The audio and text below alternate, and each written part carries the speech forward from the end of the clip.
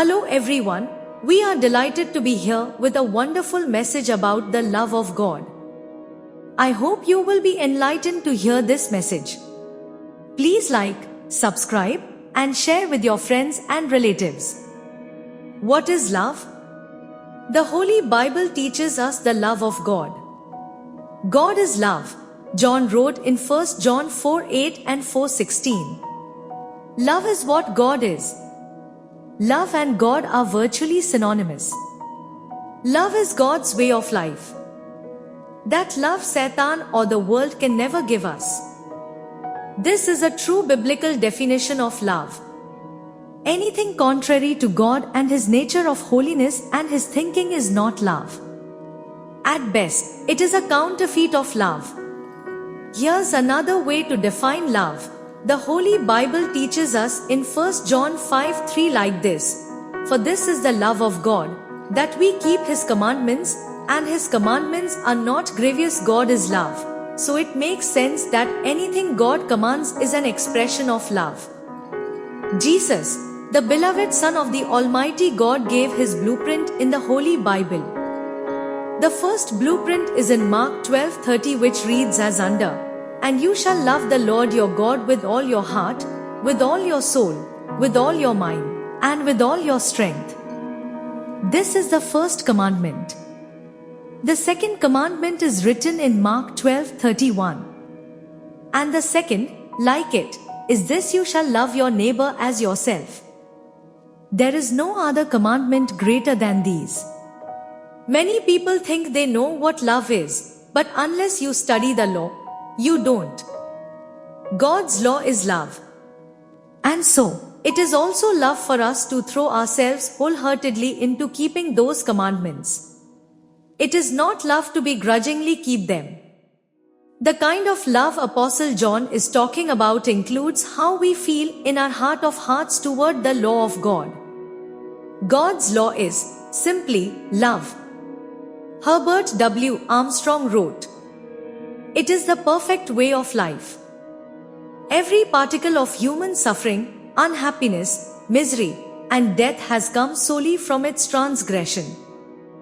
If you truly want to become a child of God, then you will cultivate a deep desire to purify yourself as God by wrapping your life around the law of God. God is recreating Himself. The law is the way He thinks. Therefore, we must keep that law. The law is there to teach us to think like God. Every little piece of it is worthy of study and contemplation as a means of gaining insight into God's thinking. If you don't keep God's law, then you don't know God. And hereby we do know that we know Him if we keep His commandments. He that saith, "I know Him," and keepeth not His commandments, is a liar, and the truth is not in him. But whoso keepeth His word, in him verily is the love of God perfected. Hereby know we that we are in Him, as we read in 1 John chapter 2 verses 3 to 5. This is how to have God's love perfected in us. Keep the law. People with unconfessed sins can never experience this love. Any concept of love apart from the law of God is false, generally just a feeling, usually some variety of self-centered love, money, power, and lust. For most people, it is a hazy, ill-defined concept. God's law, on the other hand, is crystal clear, detailed, precise, and specific. The way it defines love is thorough and complete. It is like a blueprint for a high-quality superstructure. To construct that building, you must regularly study His laws and the Word of God, refer to and follow that blueprint in detail, and practice it daily with absolute obedience. The Holy Bible mentions about His love. In Proverbs 8:17, God says like this, "I love those who love me, and those who seek me diligently will find me." It is clear from this that if you do not love God diligently, He will also not love you forever. God clearly says in Proverbs 8:18 that riches and honor are with Him, enduring riches and righteousness. This riches and honor He will share with His lovers. Proverbs 8:21 says that those who love him shall inherit wealth and riches from his supernatural treasuries. It will be transferred to the account of those people who diligently seek him. We find from John 3:16 that God loved the world by sacrificing his only beloved Son on the cross of Calvary for the remission of the sins of mankind. What more love can you expect? What are we going to do to repay God other than show our loyal heart full of love and gratitude? The Holy Bible teaches us that if we love God, we must obey his commandments. Jesus said, "If you love me, keep my commandments." John 14:15. Dear child of God, you must understand that your breath is in his hands. It can fly away within a split of a second without your knowledge. See now sudden heart attacks in addition to incurable diseases, accidents, suicides, plagues, and so on. Even the younger generation is not spared from these sudden unexpected deaths. Moreover, Jesus is going to appear very soon. Third World War is at hand. The chip of 666 from Satan is going to be imprinted very quickly. God is going to destroy this world at any time. Dear child of God, you must realize that it is his wonderful everlasting grace that we are not consumed, as his compassion will never fail us, as we see in Lamentations 3:22. Let us not provoke God. Seek his face early in the morning with all your heart, mind, and soul. Early in the morning, only his new grace is available, as we see in Lamentations 3:23.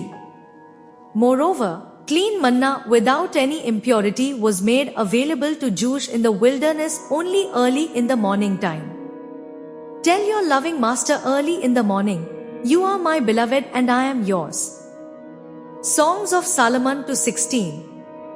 Trust in him fully and he will grab your hands with his everlasting love. Tell God that you love him for the rest of your life and serve him with a loyal heart and willing mind, as we see in 1 Chronicles 28:9. We must learn to surrender our lives to Christ and he will take care of all our fears, temptations, and problems. We have to repay God for his unwavering love by bringing souls to Christ as he commanded in Acts 1:8. Let us see what the late William Booth, founder of the Salvation Army, said about bringing soul to Christ. Some people's passion is for gold, some for art, some for fame. My passion is for souls. What a wonderful commitment by a saint of God. Is our passion or love for gold and silver? Or for art and culture? Or for power, money, and fame? Do we have such a firm commitment to bringing souls for Christ and his everlasting kingdom? The Holy Bible teaches us to resist the devil and then the devil will flee from you. Do not sleep with the devil in the morning, as you have to seek his face and listen to his voice early in the morning. Do not allow the devil to steal your precious time for God's work in your life. We will have to strictly observe the tithing of time like tithing of money. Do not allow the devil to control your life by not praying and reading the word of God and sitting in your house or going to any work or entertainment without attending the church services or corporate prayers in time. Anything we like, adore, or worship more than our love and obedience to our Savior can become our idol, and the devil will have the upper hand in our life. Any unconfessed sin can take us to the lake of fire. Atonement or prayashchit is needed rather than forgiveness for iniquity. One must read Proverbs 16:6.